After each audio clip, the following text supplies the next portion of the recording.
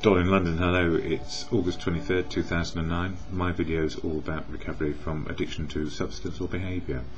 Whatever your substance is, be it alcohol, which was mine, or drugs or something else, we tend to behave in a very addictive fashion as well. So our behaviour becomes workaholic, perfectaholic, relationshipaholic, any old holic, or any old ism. And it's very difficult.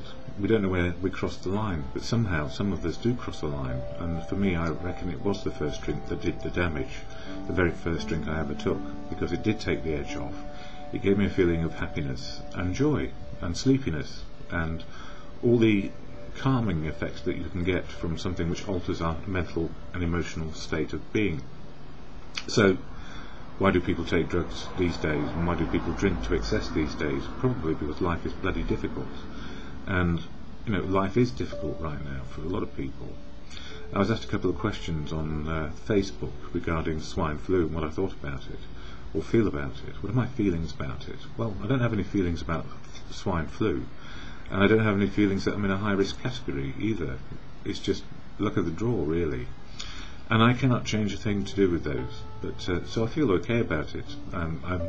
I've been in the company of people who've had swine flu, and fortunately somehow they're not contagious, but I'm sure I could meet somebody who is, because it's just out there. And that's enough time spent on that. So my video is all about recovery, and what helps me make it happen, or experience recovery is probably best. Experiencing recovery on a one-day basis. That's my life plan, one day long, with one or two longer term goals to keep well. That's emotionally, spiritually and physically.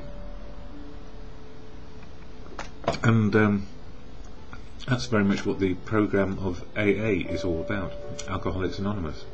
It's about improving our emotional, spiritual and physical well-being, so we prefer not to drink on a daily basis. And it works for me, but there are other ways to get sober. And I don't rule those out, because if a person's got into a dependent state on drugs, alcohol or behaviour, there needs to be as many ways out of this as there are men and women in the world, I guess. So we're all susceptible to get the addiction. It's just a question of just how long we have to go before we become addicted. And some people call themselves telly-addicts. It's their addiction, and it's not for me to judge them. So the most important thing I've learned in one or two questions which have been asked of me lately is it's better not to judge the person who's either asking the question or the messenger who is asking the question. That's as far as I feel I can go on that. So recovery means that we take everything in our stride, and one of the things I've learned is how to be assertive. How am I feeling? Why? What can I do? And empathy, which is how are we feeling, why, and what can we do, which is the very foundation of how the AA program works.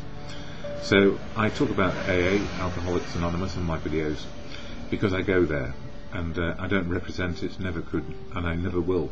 And I can't be a leader because we don't have leaders.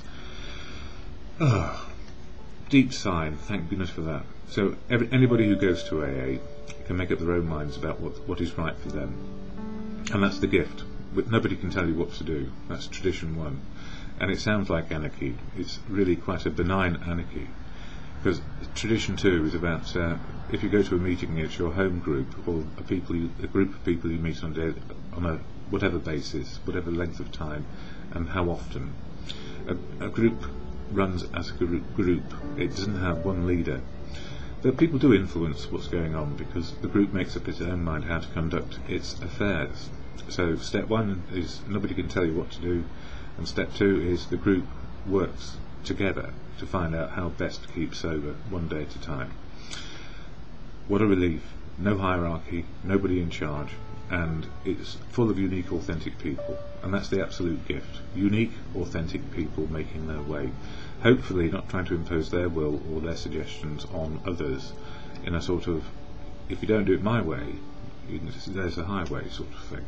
So AA keeps me going, and I share the preamble of AA here just so you know what to expect, and also for those who just want to slow down into the moment of being in the now. You know, it's about now. The spiritual connection to living is the truth of now. That's how I see it. If you have a different opinion, good. It's your opinion. Keep it. and share it as well, because I don't know that I'm ever right or wrong. It's just what I know today.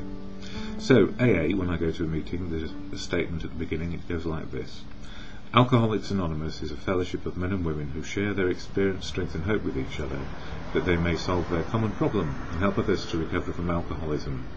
The only requirement for membership is a desire to stop drinking. There are no dues or fees for AA membership. We are self-supporting through our own contributions. AA is not allied with any sect, denomination, politics, organisation or institution. Does not wish to engage in any controversy, neither endorses nor opposes any causes. Our primary purpose is to stay sober and help other alcoholics to achieve sobriety.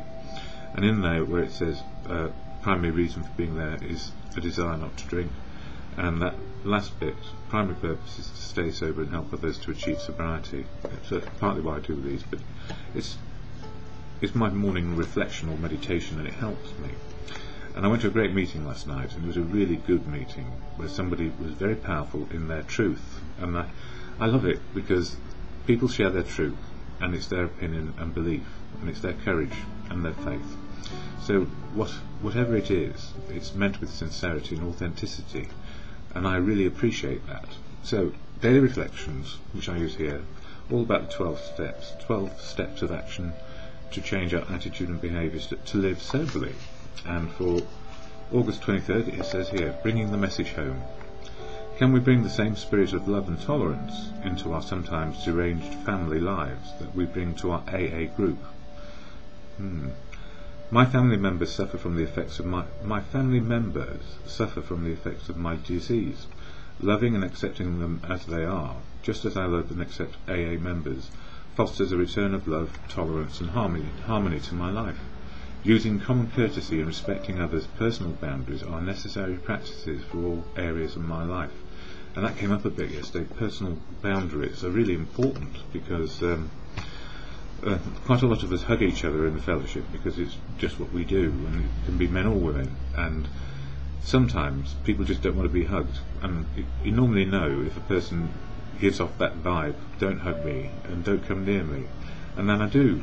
I just don't go near them, and it's not because I'm respecting their boundaries, and once or twice I suspect we can overstep the mark, and it's very easy to do that, and we need to take account of how people are feeling.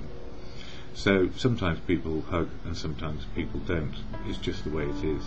But woe betide anybody who tries to hug somebody who just doesn't want it, because it would be very unwelcome. As you wouldn't do in the street either. Well, yeah. Well, sometimes I hug people in the street because they deserve it. They've helped me, or I've helped them, whatever it happens to be. But it's always different. But the thing is, personal boundaries are really, really important. And on page 184 of this book, as Bill sees it, Meeting Adversity, our spiritual and emotional growth in AA does not depend so deeply upon success as it does upon our failures and setbacks. If you'll bear this in mind, I think that your slip will have the effect of kicking you upstairs instead of down. We AAs have had no better teacher than old man adversity, except in those cases where we refuse to let him teach us. And that actually fits in nicely with personal boundaries as well, because there's nothing worse than overstepping the mark and suddenly realising you're hurting somebody's feelings, and they're genuine feelings and they need to be respected.